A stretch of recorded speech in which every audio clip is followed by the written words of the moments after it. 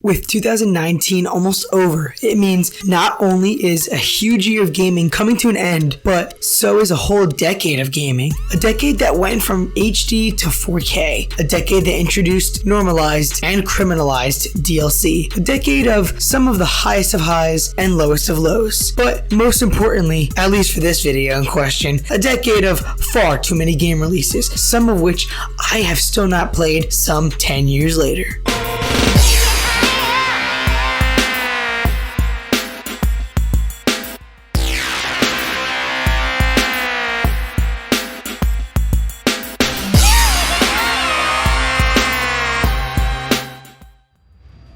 Hey guys, welcome to the channel. My name is Ryan Ramakrishnan. This channel is my platform to rant and rave on about all things gaming and entertainment, and I'm really excited to do some retrospectives about some of my favorite games of this decade, as 2019 is quite quickly coming to an end. However, I first want to look back in shame and tell you about all of the mini games that I barely played and just put in my backlog, games that I meant to return to or wanted to try but simply forgot about them altogether. You'd think I'd have done something to play all these games, but 2010 to 2019 saw a ridiculous amount of games released, and with each year, my time to play them became less and less. Worst of all, I was still in school for the entirety of the decade, so there's not really any excuses here. Anyways, let's talk about everything I missed in gaming from 2010 to 2019. You're dead.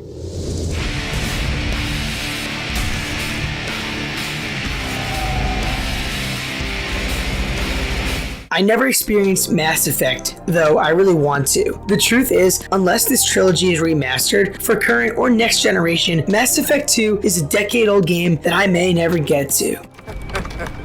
Ezio Auditore. Brave of you to stand alone against me, but also quite foolish. Assassin. Seeing as I haven't even completed Odyssey, and thanks to that franchise's major evolution, Assassin's Creed Brotherhood is a game that I definitely would like to play, but really, I will probably not. No! I won't hurt ya!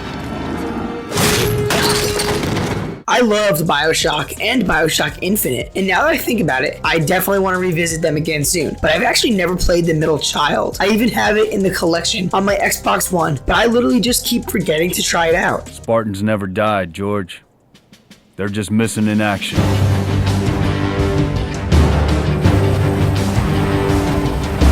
Seeing as I've never owned an Xbox platform until 2014, Halo Reach was never playable for me, and now I'm slowly pushing through the Master Chief Collection. Perhaps one day, when it's there and I have some time, though it sounds a little bit unlikely for some reason. There's definitely something in this town.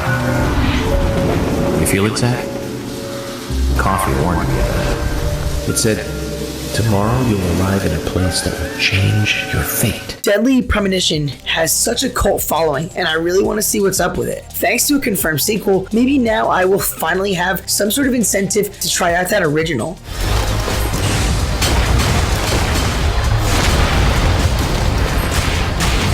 Platinum Games makes such awesome titles. I enjoyed so many of them, so you would think that I would have definitely played Vanquish. Nope, I never have. I even have it downloaded on my Xbox, so I really should get to it. Rito, know that this family of ours is a secret.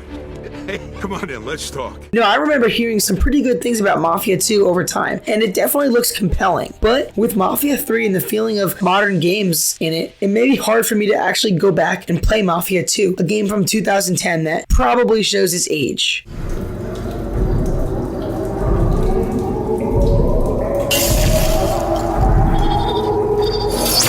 It's been a long time. Portal 2 is widely considered to be one of the finest games of last generation, and I'm ashamed to say that almost a decade later, I've never even tried it out. I definitely want to. White female dumped in plain sight.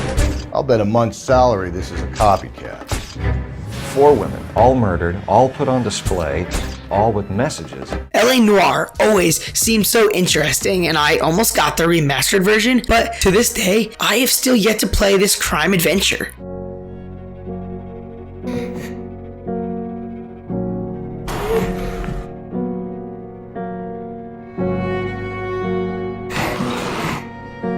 I've always wanted to try out Dead Island, especially with that original trailer, but I don't know if I'm ever going to get around to this zombie game. Maybe Dead Island 2 has to come out first.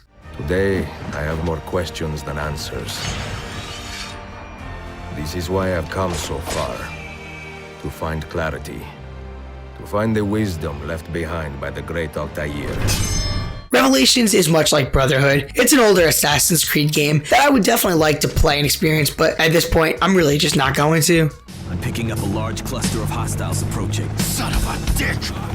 Pull up your skirt and strap that dildo on! I always hear about how much fun Bulletstorm is. I actually got it for the PlayStation Plus once, so why haven't I played it? I really don't know, but I actually want to, and maybe eventually I will because it looks super fun.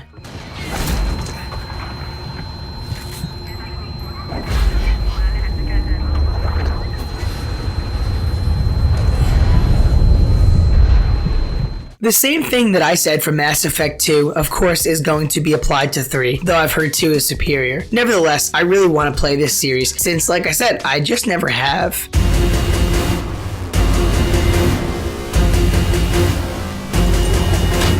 I haven't gotten around to Halo 4 yet, though I probably will soon enough, as like I said earlier, I'm definitely trying to get through the whole franchise while I'm playing it on Xbox One. Those who spend their lives trying to build a future.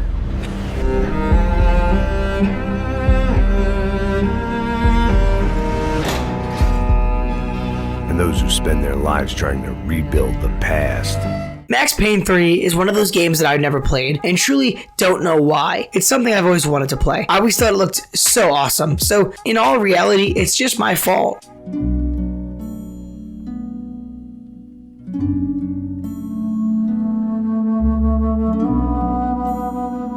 Journey was such a phenomenon in 2012 on the PlayStation 3. I'm genuinely sad that I never got to experience this game the way people did when it was fresh and new. At this point in time, I sort of think that going to try it out is just not going to be the same. Ultimately, the real experience is something that is well beyond us now.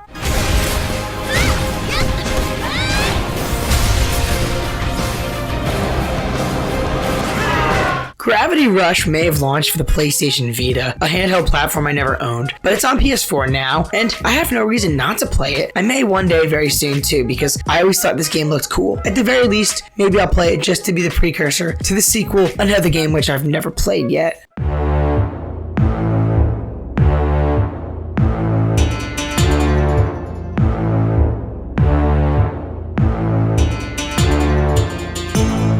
Papers, Please is one of those small games that 100's over. I don't necessarily think it's a game that I necessarily really want to play for fun, but I'm definitely interested in it, and I do feel like it would be wrong if I never try this game out. This is the story of a man named Stanley.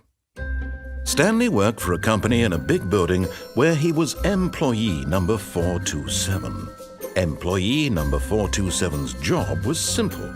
He sat at his desk in room 427 and he pushed buttons on a keyboard. The Stanley Parable is another example of what Papers, Please is. I need to see why people loved it, and I need to get that experience for myself eventually. I think that both of those games, being on PC, really kept me from playing them. I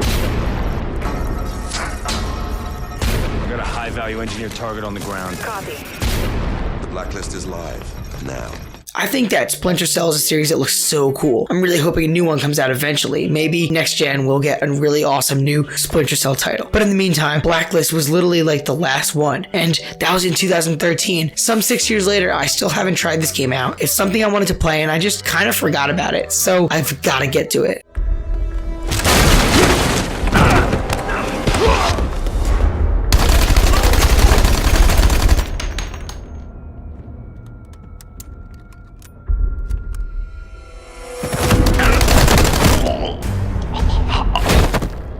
I'm a huge fan of the Batman Arkham series, but guess what? I've never played. Of course, Arkham Origins, the non-Rocksteady prequel. It looks great, and I've heard some positive things. I just feel like no one really talked about it, and of course, I'm probably not the only one who didn't play it yet. I just wish it would have been recognized more, and would have definitely benefited from being in the Return to Arkham collection. That would be my incentive to play it, and unfortunately, that incentive is not here. There's something I thought you should see before I finish this.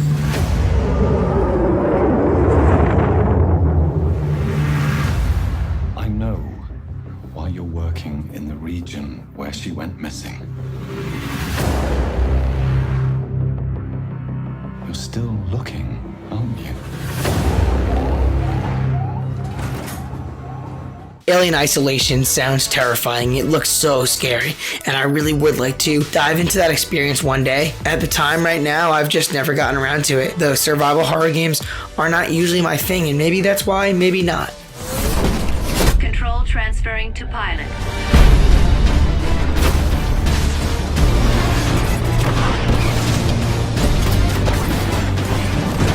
Titanfall 2 drops in 2014, and it had no campaign. It was also an Xbox exclusive, so I didn't have an Xbox One yet, and I don't really like strictly multiplayer titles. Right there is why I just didn't play Titanfall, but I did play the awesome sequel. Titanfall 2 has such an awesome multiplayer and campaign alike. There's literally no reason at all to even buy the first Titanfall now. These unexpected heroes are swept away into the great war that rages on, always hungry for more. War makes men mad. I remember finding the premise of Valiant Hearts: The Great War to be very compelling upon its launch a few years back. It seemed like an interesting and heartfelt title, and I really should try it out one day. That was your one goddamn job, Clyde! To guard the stick of fucking truth! Give us the stick, humans! Fuck you, Drow Elf! Come and get it! Cartman is using you, can't you see it? Don't let him Jew wash your brain, you kid. I used to always watch South Park for many years, and it really is such a funny show. So when I heard about the RPG based on that show, I was very interested. But I guess I sort of just skipped it and never really got around to playing it. The Stick of Truth came out in 2014, and it is definitely one of the games on my backlog that I just have to play because South Park is awesome. You call on me. I'd worked dozens of cases, hundreds. This would be my last one. You can feel it, right? The Vanishing of Ethan Carter looked very interesting, and I feel like I owe it to myself to finally try this game. It's honestly downloaded on my PS4 right now, so I'm not really sure what I'm waiting for. Welcome to Marcus Munich. I know what you're trying to do, but you are not Vault Hunters. You are only going to get yourselves killed. I've heard that Telltale's finest work might be in Tales from the Borderlands, and I love the developers, so I really should play that game. In fact, it is another game that is literally downloaded on one of my consoles at the moment. And those are just a handful of the games that I never played from the years 2010 to 2014. But that is literally only half the decade, and I decided to split this video up into two. So basically, I didn't want the video to run incredibly long. There are clearly a lot of games that I missed over the years. Which of these games that I talked about from 2010 to 2014 do you think that I should prioritize? Which games do you think I should go and play right now? Which games do you really feel like I missed out on the most? And, of course, I'd like to know about you personally. So what titles did you miss? And why do you feel bad about them? Which games do you feel bad about skipping over the first half of the decade? Share your thoughts in the comments below, and if you like this video and want to see more, part 2 is definitely coming. Might be already up by the time you're watching this. Maybe consider subscribing if you want more content like it. Anyway, thanks for watching, guys. I hope you enjoyed your time here. I will see you all in part 2.